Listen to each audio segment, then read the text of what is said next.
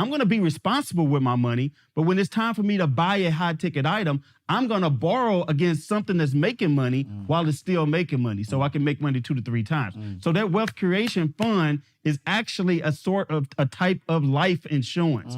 But I want you to be careful, because when people say life insurance, the first thing that you think of is, well, I got a term, or I got life insurance through my work, or I got a whole life. Let me tell you, most 90% of policies are set up the wrong way, and they are not built the right way to be a wealth creation fund. In order for it to be a wealth creation fund, you got to build cash value fast. You got to be able to borrow against it fast. You got to make sure that you're getting a good tax-free interest rate and it's growing for you uninterrupted, even when you're using the money. You got to make sure that you don't have to pay it back. So if you structure it the right way, you don't even got to pay it back. It's just subtracted from your death benefit when you die.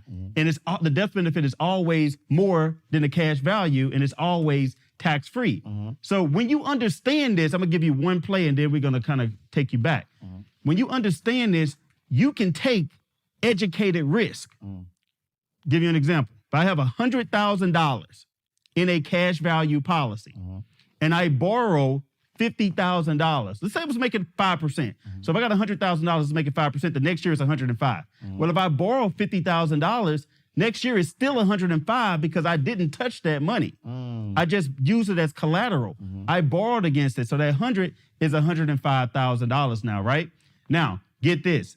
I borrowed against it. It's $105,000. Now, if I want to take that money and buy an asset, I can make money off that asset, and that money is still growing. And if I don't pay it back, they're going to subtract my $50,000 plus a little interest from my death benefit when I die, which is probably $1 million. Right. You see what I'm saying? Right.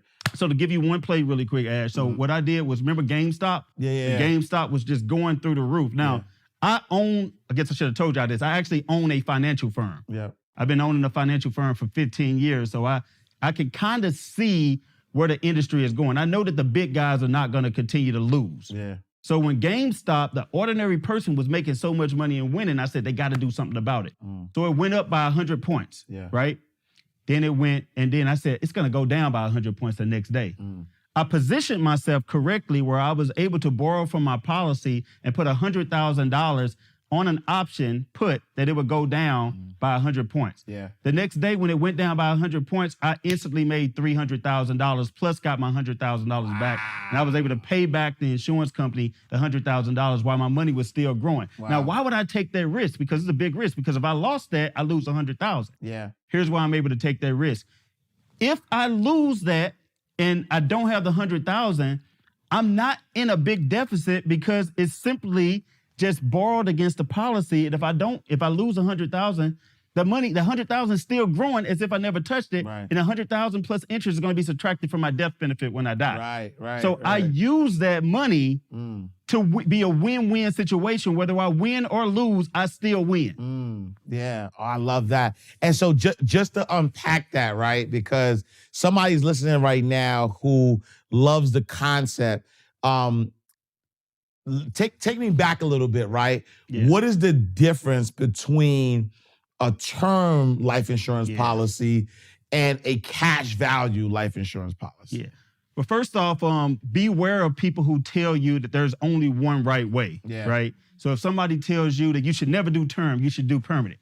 Or if they tell you you should never do permanent, you should only do term, I need to steer clear, because there are ways that each one could be used. Like if you're young and you got a lot of debt, a term policy might be a portion of your of what you have. What a term policy is, exactly how it sounds. It's a term, which means it's temporary, which means if I get a 20-year term policy, that means I don't build up any cash value, I pay a premium, and at the end of that 20 years, that policy is done, unless they increase the premiums by a whole lot. But for most people, it's done. If I die within that 20 years, I get a death benefit. So I'm betting when I get that I'm doing this just in case I die within that 20 years. The problem with that is when you just only go term, you're attempting to get people to get life insurance for something that they don't want. People don't want to think about dying in order to get life insurance.